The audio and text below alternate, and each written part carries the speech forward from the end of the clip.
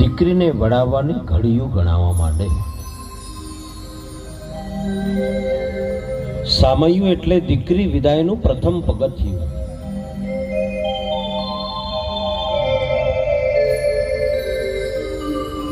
દરેક બાપ એની દીકરીથી નાનો છે અને એટલે જ તો દીકરીની વિદાય વખતે વડીલો દીકરીને આશીષ આપતાની સાથે આંસુ ભરી આંખે હાથ જોડી માફી માંગતા હોય છે અને માફી માંગતા કહે છે કે બાપ, જાણે અજાણે અમે તને ક્યાંય ડૂબી હોય, તને ક્યાંય ઓછું આવવા દીધું હોય તો સાગર પેટી બની અમને માફ કરજો.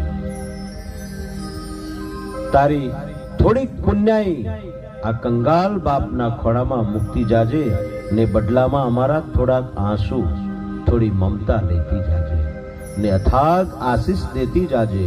તારી અઢળક હેતુ વિનાના હેતની હેલિયું તારા સુકાઈ ગયેલા બાપ ગભરું ભાંડરડાને તારા વગરની વિરાન માને આગણે વરસાવતી રહેજે. સદાય રાજીપામાં રહેજે બાપ. એવું સુંદર